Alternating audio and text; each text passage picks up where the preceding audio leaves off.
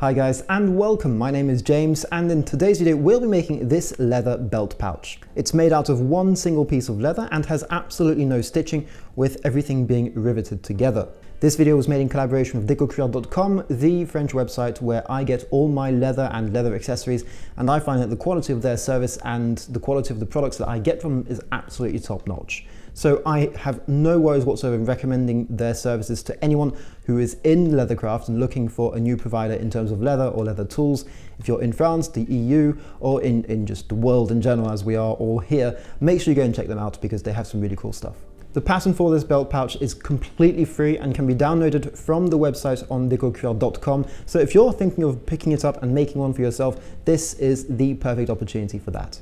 Do note guys that I used a rivet press to build this. It is doable without a rivet press, but very complicated, and I don't recommend going anywhere above 2.2 millimeters thickness in vegetable tanned leather, or you'll have a really tough time with the corners. It is doable, but really tough. So go ahead and yeah, check it out. If you've got a press, this is an easy build for you. If you don't have a press, it's doable, but I would recommend getting a press to be able to build something like this. So guys, without further ado, let's get crafting. The first thing you'll want to do is print out the template on A4 sized paper. Now make sure you're printing at 100% size. I've included a print guide for you to check your measurements once this is done. Simply print out, cut out, attach with some sellotape to make one single piece of paper. Of course, don't forget you'll need belt loops for this, or you can decide to change this around if you want to have a different attachment mechanism. But just make sure you cut out at least one of those belt loop templates. You'll need two eventually, but just one for now is fine. I'm using natural vegetable tanned leather in 2.2 millimeters thickness. This is quite thick and quite rigid, and I wanted it to be this way for the build because it gives me a very nice feeling pouch, and it just makes it the whole thing sit better. And due to the construction of this, if you're using something that's too thin or not rigid enough, you may have the bottom of the pouch flop around a bit more than you'd want. Once you've got your piece of leather ready, just go ahead and mark out your template. Now I'm just scribing it along on the back of the piece of leather, and this works fine for me. You may want to use a different technique for you. I could also recommend using a piece of basic cardboard or something more sturdy onto which you can attach your template the first time round before doing this, in order to be able to have a better and easier experience doing this. But if, like me, you're used to using paper works fine. It's not the best in terms of reusability, but definitely works fine for this one-off build. Don't forget, as always, to scribe out your two belt loops here, or whatever attachment mechanism, as I mentioned before, that you guys have been choosing. Don't worry too much about your scribe lines, just make sure that they're relatively clean and follow the build more or less precisely. This is not the most critical part of the build, although it does help to get a very nice scribe to start off with.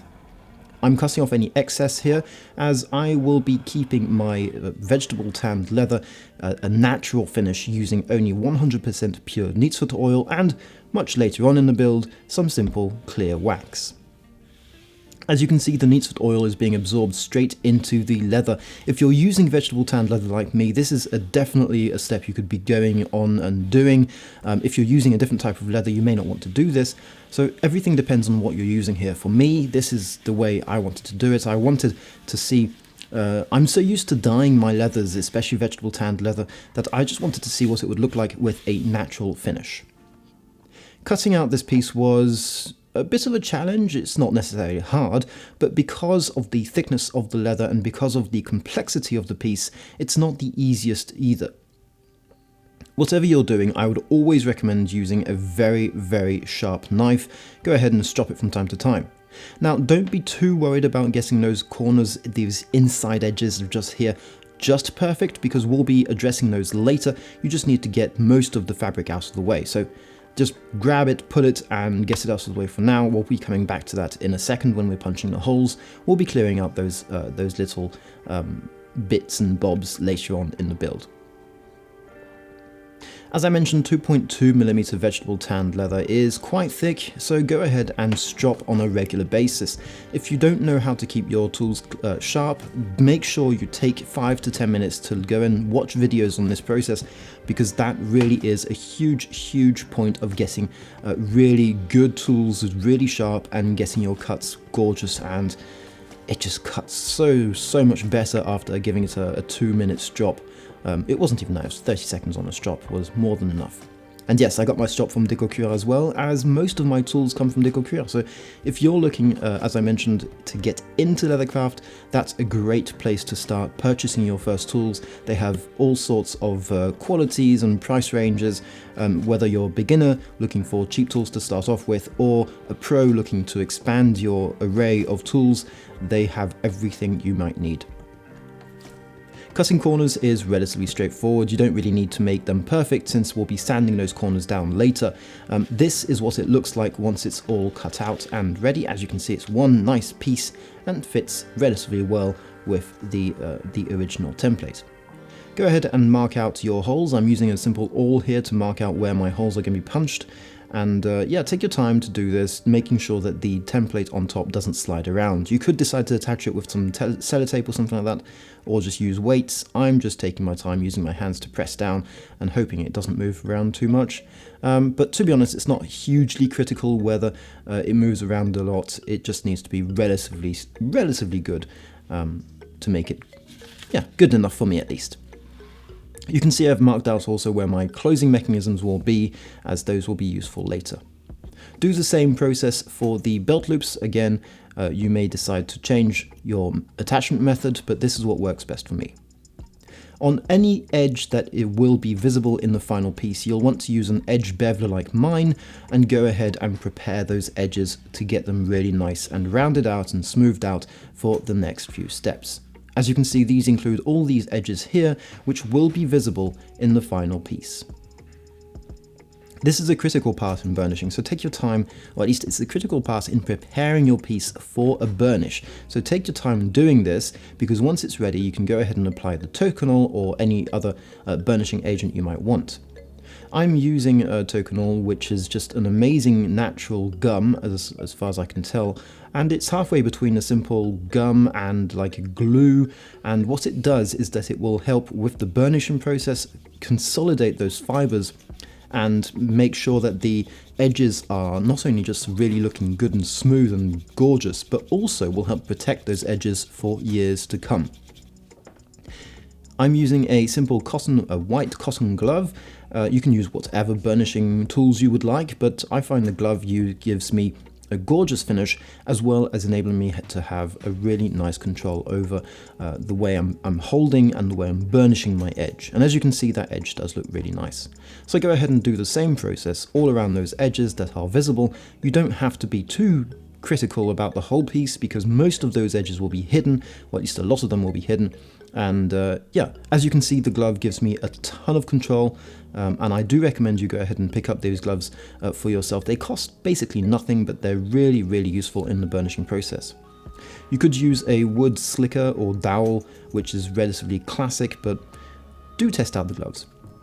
For this build, you'll need different types of tools. In my case, I'm going to be using a hole punch, which is a 3mm diameter, then a sized 2 double-capped rivet press, and a sized 4 simple-capped rivet press. Now, your sizes may vary. I'm using the sizes that can be found on the Déco-Cuir website, so if you want to go and check out exactly what I've done and what I've used, make sure you hit the links in the description below, as all the information will be down there.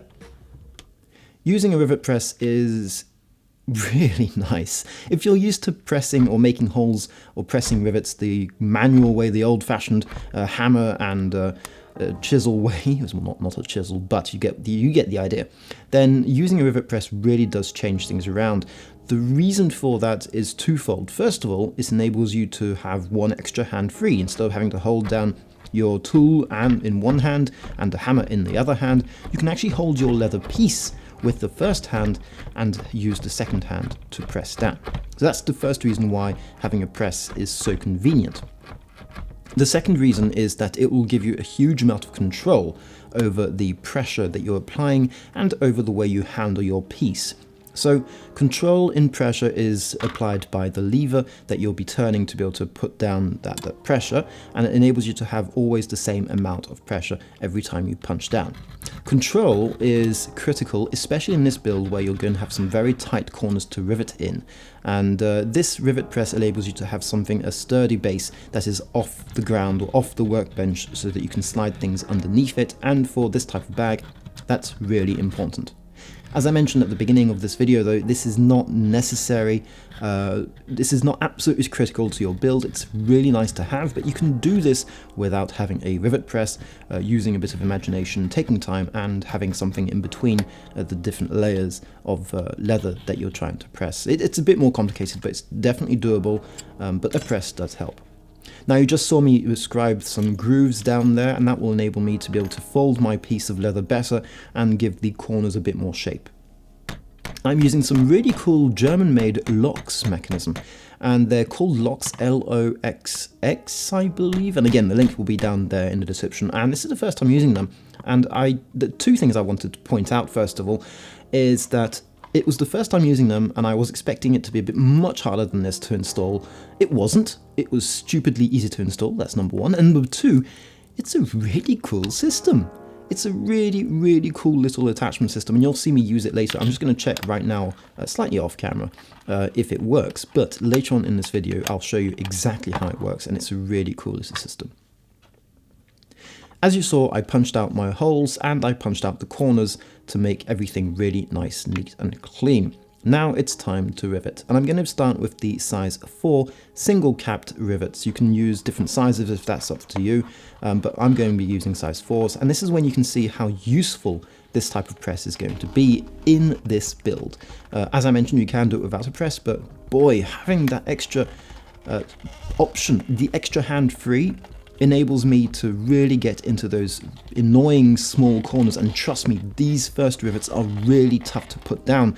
Once they're down, every next rivet becomes increasingly easy, but the first rivets are really hard to get down, and having a rivet press really helps. And as I mentioned, having it off my workbench enables me to get the fabric underneath it, which makes it much easier.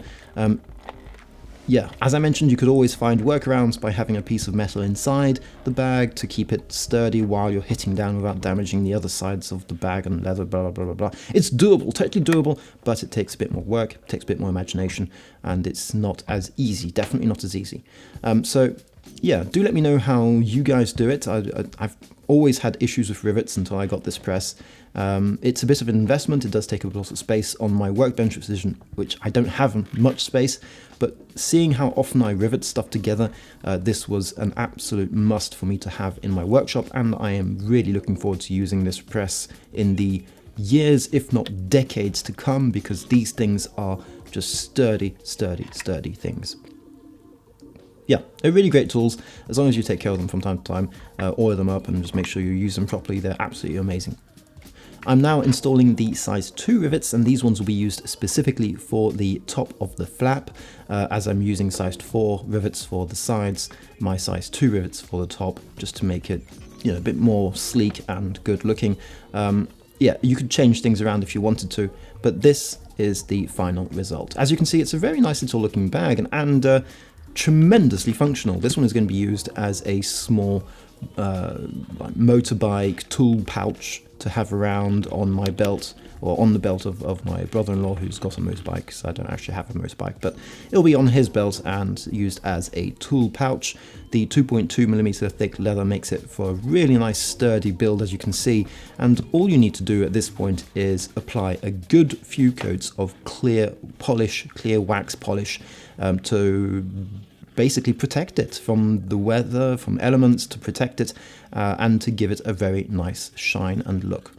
Here it is, all nice and protected and finished up, and those rivets at the top are quite minimalistic, and the rivets do add a lot to the build. I really like the shape, the size, the feel of this bag, the practicality of this bag. I love the locks system, LOXX, as you can see there, German made. And they come in a tremendous variety of sizes and finishes, and you get some really cool designs on them. I've discovered these, and I am not going to go back to any traditional locking system, I don't think, from now on, because those are fabulous. And I'm really happy with the way this bag went. The build isn't the easiest if you're new to using rivets, but it's definitely easy enough, and it's definitely a fun build to make. And if you've got a rivet press, it's really quite fast to use. And as you can see, it's tremendously useful for everyday items. And yeah, really enjoying to seeing how this will age. So hopefully guys, you've enjoyed this build. Hopefully you download this to try out for yourself, have a great time with it, and hopefully I'll see you very soon for some more leather work.